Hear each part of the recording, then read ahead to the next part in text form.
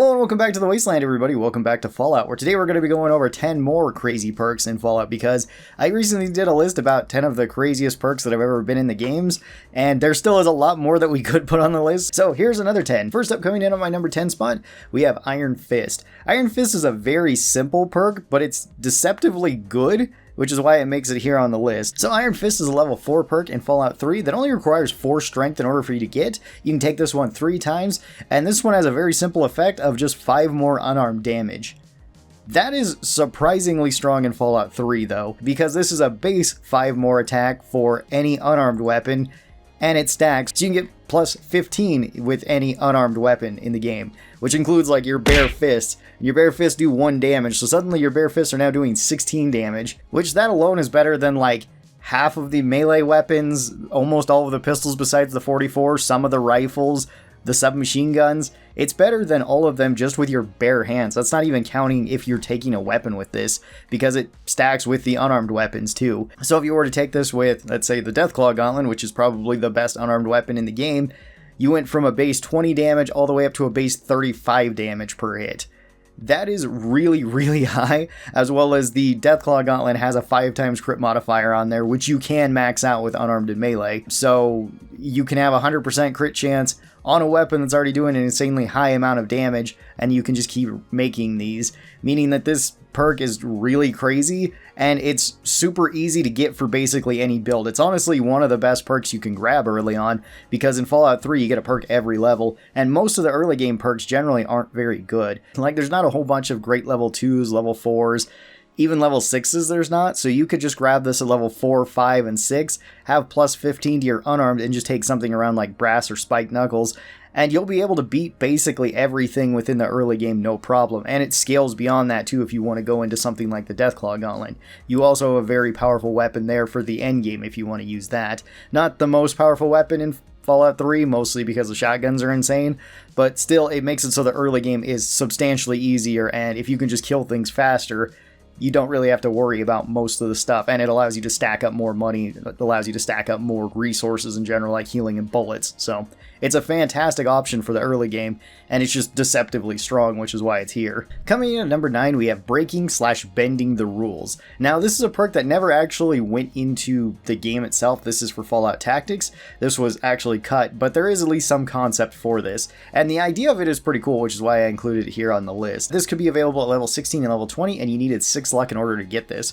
And what this one could do is allow you to take any perk in the game that was not available to your race. So in Fallout Tactics, you did have races where you could be something like human, Deathclaw, ghoul, super mutant, robot too, although robots didn't get perks, so that one really wouldn't help.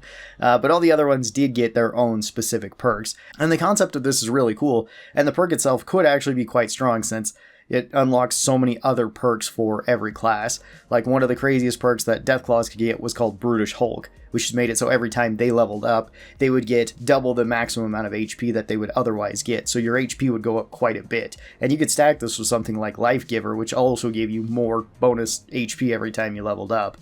And that was actually pretty crazy. You could also take things like Strong Arm, which was a super mutant perk that made it so all of the burst shot weapons actually cost 1 less action point, which was actually a very low-leveled perk for super mutants. However, you're not getting super mutants until later on into the game, and honestly, you probably wouldn't get either of these perks till later. But it's a really cool idea. It wouldn't really work in the later Fallout games because there's not really like other perks that you can't already have, but I imagine if they did ever bring back like race-based perks in a Fallout game, something like Bend or Break the Rules could be really, really cool. Coming in at number 8, we have Fallout New Vegas' Jury Rigging. This one wasn't on the first list, and yeah, honestly, this one is pretty crazy too. A lot of people really love this perk just for the quality of life that it gives you. You have to be level 14 to get this in New Vegas, and you also need 90 repair to get it, but it's totally worth getting that, and it's worth getting it really early on, because jury rigging is insane. This makes it so you can just fix things with other things that are similar to them. Now, on paper, this doesn't sound way crazy, but in practice, it gets a whole lot crazier, because you can take something like a varmint rifle and you can buy it from a vendor for only, say, a couple 100 caps, maybe not even 100 caps, depending on how high your barter is and which vendor you're talking to. And then you can use that to fix up something like a 50 caliber, because they're close enough weapons, they're both bolt actions, and then you can sell that gun back to the same vendor for a massive amount of profit. So even if you're getting completely broken weapons with this, you can fix those weapons up and sell them off. You can do the same thing with armor for this. All medium armors can fix one another now. All light armors and clothing can fix one another now. Heavy armors can fix one another. Manual action guns can fix one another, whether it be a pump action, lever action, bolt action rifle, or single shot, whatever it might be. Can all kind of fix one another. Automatic weapons and sometimes semi-automatic weapons can fix one another as well. So you just make it so a lot of weapons become way more valuable to sell to different vendors, which completely breaks the economy overall. It also makes it so there's not really a reason for you to not have weapons that are fully in good condition most of the time. And same thing goes with your armor. Really, regardless of whatever armors you're wearing. The only exception to this would be some of the weapons, where there is a few that can't actually be repaired with other things. You would need like weapon repair kits, like the hollow rifle can't really be fixed with anything else. Although the hollow rifle is also bugged, and it can potentially have infinite health too. So you wouldn't even need to worry about that one. Coming in at number 7, we have Sniper. Now, Sniper in the later games is really not all that crazy. In Fallout New Vegas and Fallout 3, it's just kind of a decent perk where it just gives you extra headshot accuracy in VATS. And in Fallout 3, that's pretty good since VATS is really good. But in Fallout 1 and 2, Sniper was pretty crazy, as well as Tactics. So long as you at least patch the problem with Sniper in Fallout 2 and Tactics, because in certain versions of the game, it could actually be bugged and did nothing. In Fallout 1, as far as I'm aware, it always worked, and this one basically just gave you a lot more crit chance on every shot from guns, which was really strong. Now, Sniper did actually require quite a lot in this. Even in the first Fallout game, it required you to be level 18, which generally you weren't going to be getting to level 18 in Fallout 1 because the game just isn't very long. Last time I played through it, I think I beat the game at level like 15 or 16, maybe I was up to 17. But even so, I wasn't even up to 18 to get Sniper. And you would also need 8 Perception and 8 Agility as well as 80 Small Guns. 80 Small Guns is much easier to get than the other two. So you would need a dedicated build towards this. But it was definitely worth getting. It was very powerful. In Fallout 2 and in Fallout Tactics, the level cap would be increased, but the requirements would remain the same. Where then it was at level 24, but you could get a whole lot higher level in those games. Last time I played through Fallout 2, I think I beat the game at level 25. So you could still easily get up to that level and actually use it, as opposed to Fallout 1, where you might actually need to go out of your way to get some extra XP or to complete more quests in order to actually get this. Coming in at number 6, we actually don't really have a perk. This is a trait, but it's still a very interesting trait, and it's kind of busted in the older games. So this is Fast Shot. Fast Shot made it so it cost you 1 less action point to attack with ranged weapons, but it did take away your ability to do aim shots. Now, aim shots could do potentially more damage and allowed you to target different parts of the body, so you could aim for somebody's head, you could aim for their eyes, you could aim for their chest, their arms, whatever it was. You could aim particularly for that. And that actually was really strong in like Fallout 2, and it could be fairly strong in Fallout Tactics as well if you had somebody trying to snipe and hit people in the head or in the eyes. Then it could actually be pretty good. The downside for this one isn't really that big of a deal though with certain weapons, especially burst fire weapons in the older games, because you couldn't do aimed burst shots anyway, you were just firing center of mass regardless. So for anything like, let's say an AK or a submachine gun or a minigun or something, weapons that maybe can take aim shots, but generally like using burst fire attacks, you're not really sacrificing anything, you're just making the burst fire attacks more efficient and you can potentially do more of them for this. On top of that though, in Fallout 1, this one was bugged and it counted towards every weapon, not just ranged weapons, which was kind of crazy for like unarmed, because you could take something like the Power Fist, get bonus hand-to-hand attacks, I think at level 6, which took it down another point, so it's -2 already for every attack you want to do. And you could stack even more unarmed perks on top of that to just beat everything to death. And you were basically at full build, or nearly full build, within like the first hour of the game. It was really crazy, and it got even crazier once you actually did get to your full build where you had like the power armor and the power fist on, and then you could just wail on everything. It made the game easy mode. In Fallout 2 and Tactics, then like Fast Shot would actually only affect burst fire weapons really. And that was still really good because you did have things like the Bowser in Fallout 2, which was absolutely devastating towards basically everything. And in Fallout Tactics, you had so many big guns that did the same thing, like the M249 SAW, the M60, the Browning M2, the big 50 cal gun. That one was really powerful with this. And coming in at number 5 to kind of combo with this, at least for unarmed and melee builds, we have Slayer. Now, Slayer has basically always been a top tier perk in every game that it showed up in. because Slayer has been really, really crazy. It showed up in Fallout 1, 2, Tactics, and New Vegas. And New Vegas did change a little bit, and funny enough, in New Vegas it was generally like probably at its weakest, even though it was still very strong where it gave you like 30% increased attack speed with melee and unarmed. So it was still like within the top 10 perks in that game. It's just that in the older games it was even crazier, where this one was basically the same as Sniper, at least kind of requirements, where this one required 80 unarmed, 8 strength, and 8 agility, and you did have to be level 18 or level 24 depending on if this was Fallout 1, 2, or Tactics, and this one made it so all hand-to-hand attacks, this includes melee and unarmed, now always are guaranteed crits. And that's really strong, especially, like I said, when you pair it with like the Power Fist, bonus hand-to-hand attacks, and fast attacks where you can basically attack one action point every time that you want to hit something, and if you have 10 attacks stored up, all 10 of those attacks are guaranteed crits on top of that.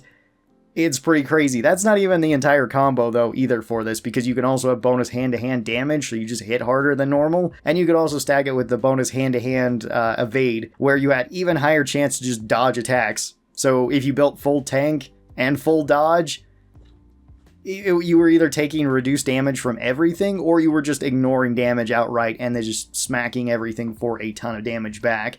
It made it so like unarmed builds were legitimately incredibly powerful in any of those games. The only exception to this might be Tactics, but that's because you're fighting so many more enemies, and especially towards the end when burst fire weapons become kind of a problem, you're just less likely to dodge a whole lot of the attacks, so you can take more damage that way. Not to say that that build was weak, it was still incredibly powerful. It's just that maybe it wasn't the strongest build, and in Fallout 2 and Fallout 1 it could take a whole lot more advantage of this. Coming in at number 4, we've got Radchild.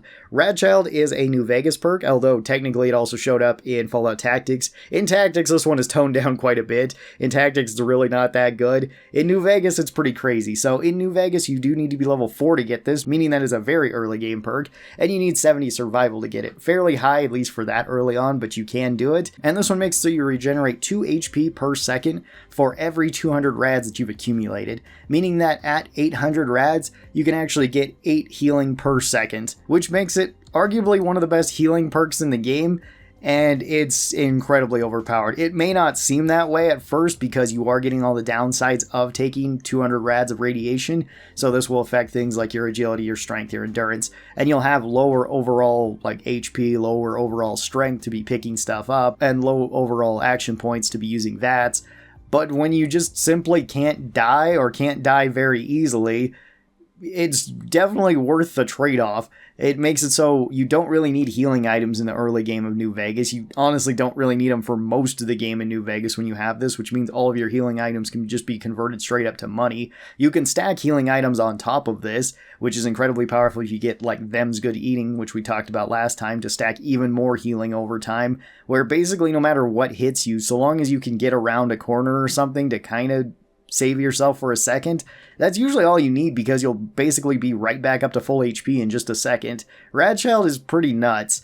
In Fallout Tactics, when this perk first showed up, it was only for ghouls, and it made it so if the ghouls were standing near radiation, they did heal over time, but it was slow healing, and there's just not a whole lot of radiation in that game. In New Vegas, there's actually not a whole lot of radiation either, which makes it pretty easy to go to a place that has high radiation for this, and just max out your rads up to that 800 point, then just keep it around that level. If it drops down below that, you're still getting a lot of healing, but you generally just want to keep it around there, and then just be wary of areas that do have high radiation. And you can still pop things like Rad-X and Rad-Away to kind of minimize the effects of this. Coming in at number 3, we've got another trait, not actually a perk, but it is kind of crazy. This one is Jinxed, and Jinxed makes it so you are more likely to suffer critical failures, but so are enemies. And this one is just really silly overall, because it makes it so there's just a whole lot of shenanigans that can go on in the early games. This is available in Fallout 1, 2, and Tactics. So critical failures are based on your luck, and if you have average luck, then that means you're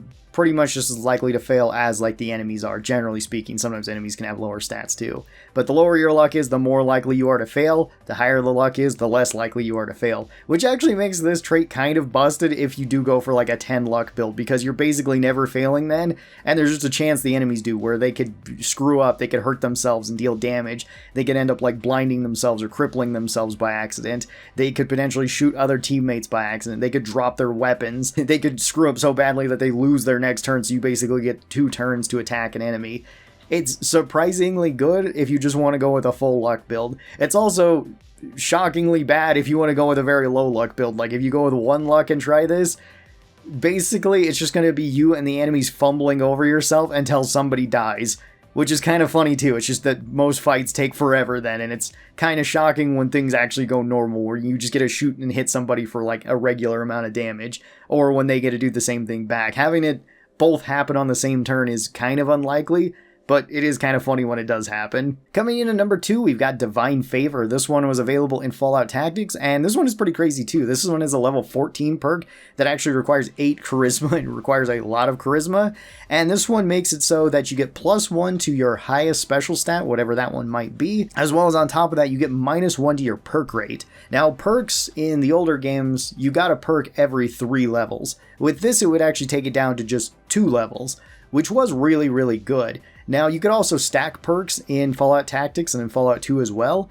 where you could just save your perks up to a higher level so you could grab them right away.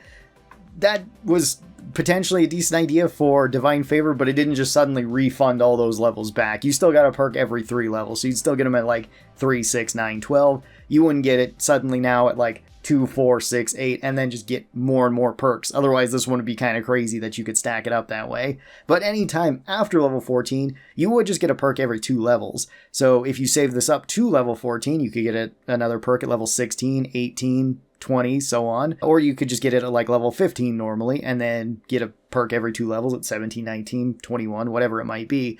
This doesn't sound way crazy, but it does give you like an additional usually 2 perks if you're playing at least on like the tough guy mode in the game, which is kind of good, especially considering even the bonus from this one, +1 to a special stat, is actually pretty nice in these older games, since special stats determined a whole lot more, and since perks were so rare or rarely given out, then actually like just getting points to the special stats was sometimes better than a lot of the perks could be, meaning that Divine Favor is actually good. The only kind of downside to this one is that you did have to invest in Charisma. Charisma still could be good in Tactics because it was still related to a lot of really good perks in Fallout Tactics, but it also technically made it so you could rank up faster in the Brotherhood too, meaning that you could have access to more potential recruits too in your recruitment pool to put on your team. So you might actually get an advantage in the early game just for going with high charisma too. It was a heavy investment, and you weren't going to be as strong as if you didn't go with this, at least right away. But towards the end game, you could be actually quite powerful thanks to the extra perks that you got from this perk. Coming in at number 1, this isn't really a perk or even a trait. This was a title in Fallout 2, and technically potentially Fallout 1 as well, where this one is called Child Killer. And it's kind of crazy that they put the words child killer in this game. And the way that you would get this reputation, kind of unsurprisingly, was to kill the different children around the map. You didn't have to kill all the children, just some of the children. And it's just kind of crazy that the Fallout devs actually made this and decided to put it in the game. Of all things. On top of that, they actually made 2 separate icons for it, where you have this one, which is definitely the more shocking of the 2 of them, and then you have this one, which is actually not too crazy. If you didn't know that this thing's name was Child Killer, you probably wouldn't think much of it. The negatives, though, is that there was a -30% purposes of dialogue and interactions, and it could also enable random encounters with bounty hunters that could be hunting you down to try to kill you. Now, I guess potentially if this actually made it into the game, the bounty hunters you could potentially loot for extra gear, weapons, whatever it might be. I don't know how strong they would be. This didn't ever get implemented. It was just an idea. But I don't even think then it would really be all that crazy of a bonus. Now, it is kind of a bonus in like New Vegas to get the factions hating you.